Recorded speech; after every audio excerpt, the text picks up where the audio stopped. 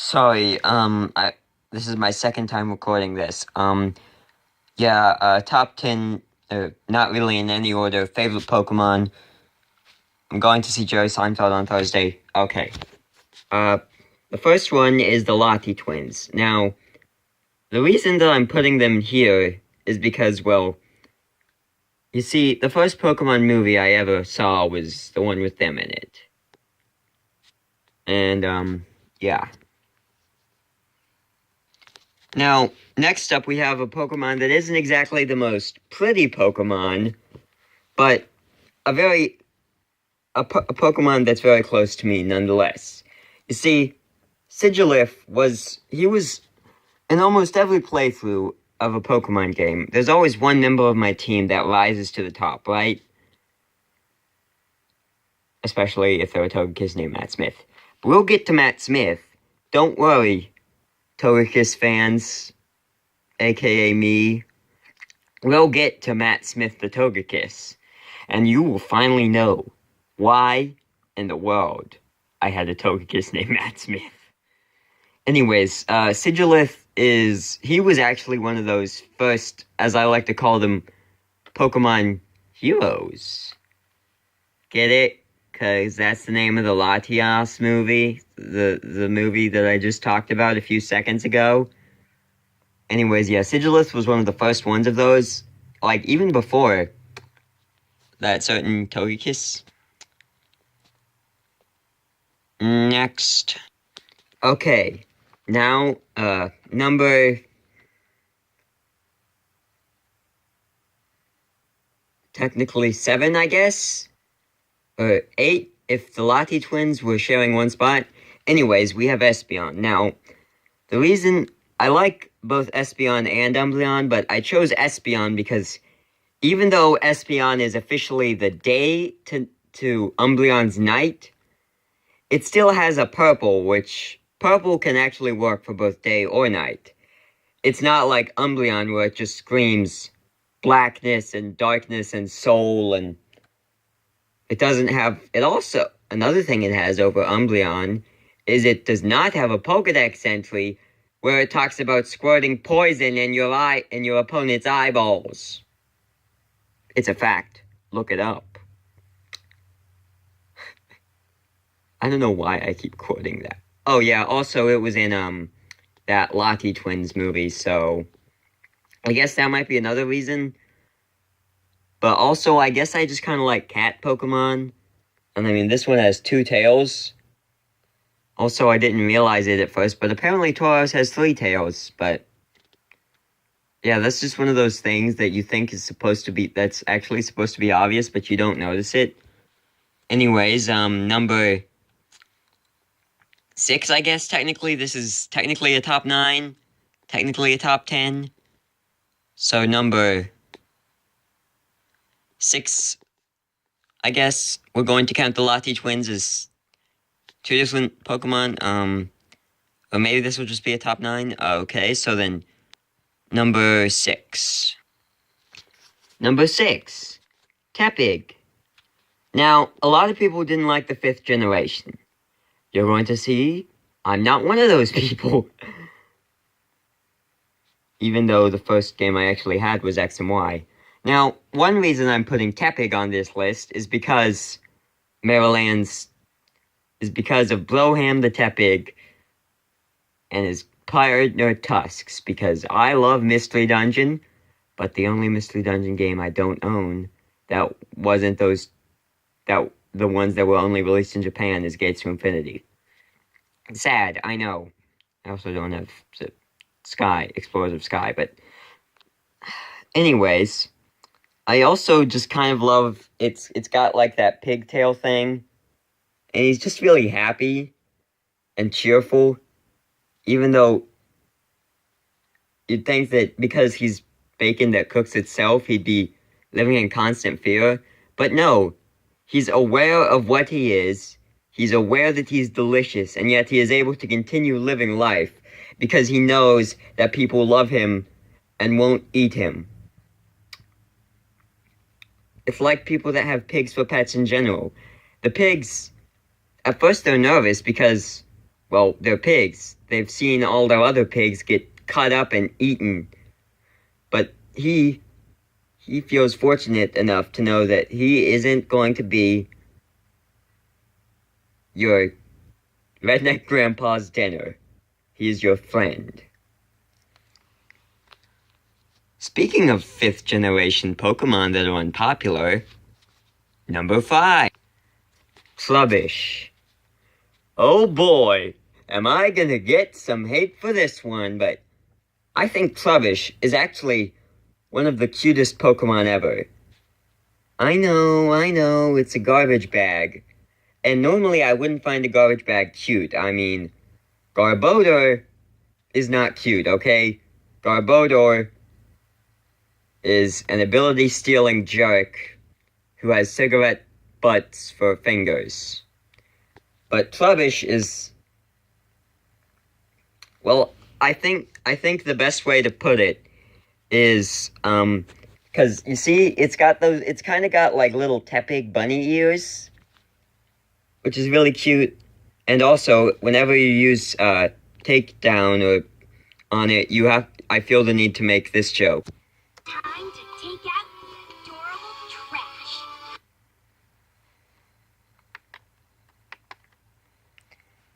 Anyways, wait, we're already on number 4? Oh, snap. Number 4! Now, Mewtwo. Now, I was originally actually going to put this a lot lower, and I was going to put Mew here, but then I realized it's not actually Mew itself I like, it's more the Mew plushie that I have. The one that was actually a prize given to someone else for winning a tournament, and then I just bought it off them for $5. Anyways, the reason I'm putting Mewtwo here is because I guess it's another one of those philosophical reasons, like Tepig. I guess I just really like the idea of villains who, they're still technically, like, they still have, like, their evil powers, but they use it for the betterment of society. You know? I mean,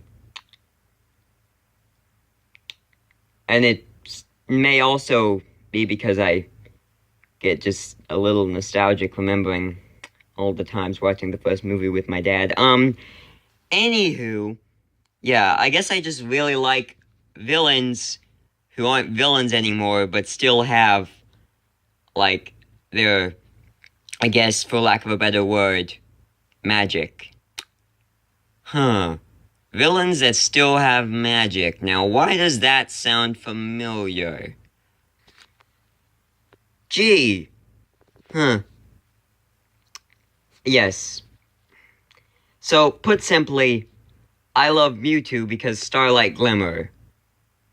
Or do I like Starlight Glimmer because Mewtwo? X-Files theme plays.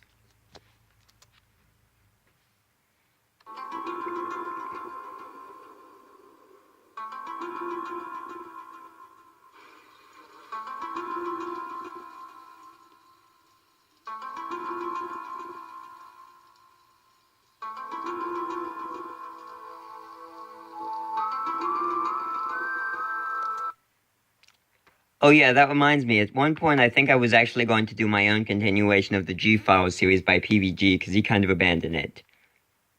Oh yeah, also in the manga, there's like this one Mewtwo that fights with a spoon, for some reason, and he's also like part of Blaine's arm.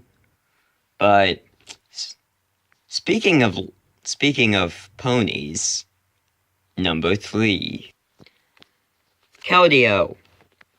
Now, I know everyone's always making those jokes. Oh, look at Keldeo, the My Little Pony Pokemon. Oh, look at Keldeo, he's a pretty unicorn. Okay, stop making jokes about Keldeo. Keldeo is awesome. Okay? And just look at this. I still don't know why they did not have a Swords of Justice event for X and Y, okay? It's based on France! They're based on the Three Musketeers! What were you thinking? Seriously, What were they thinking? Oh, but anyways, yeah, Keldeo is really awesome. And also, I love the fanfiction Keldeo the Critic. It is awesome. Okay? I actually have this poster. It's awesome. Everyone always makes also, behold. Everyone's always making those jokes about, like, that whole Keldeo My Little Pony thing. Well, look at this. This is from Season 3. Unicorn with Broken Horn. Episode air date, November 10th, 2012. Keldeo, Unicorn with Broken Horn. Movie air date, July 14th, 2012. Also, I really love this. You know how everyone's always saying Keldeo is the My Little Pony Pokemon? Well, apparently the people that make the My Little Pony comics know that too. And keep in mind, I'm pretty sure this is actually an official My Little Pony comic. This isn't a fan-made one. This is an actual comic.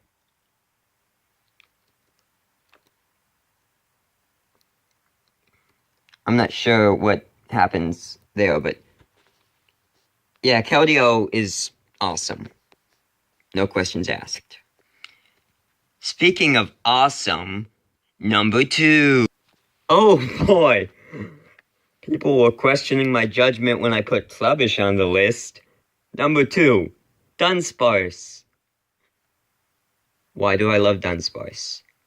Well, I guess, for one thing, I guess we all kind of find things cute that look derpy. Ahem.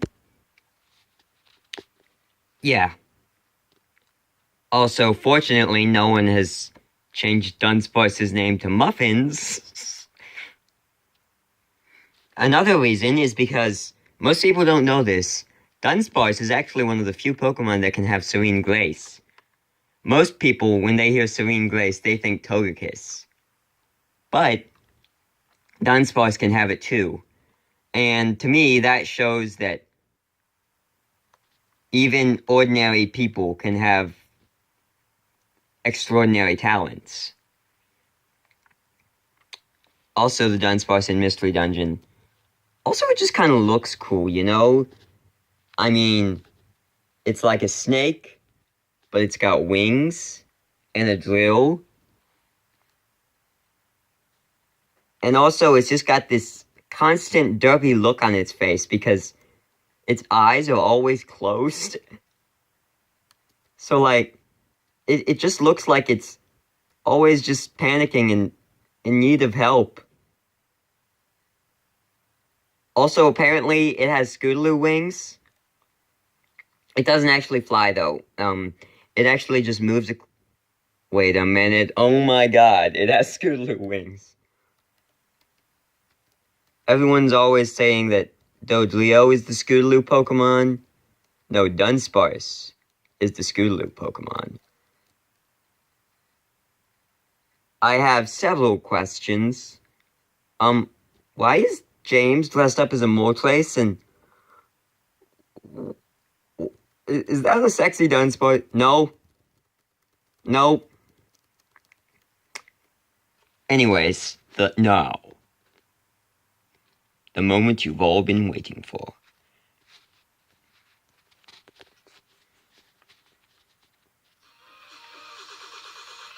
Oh my god.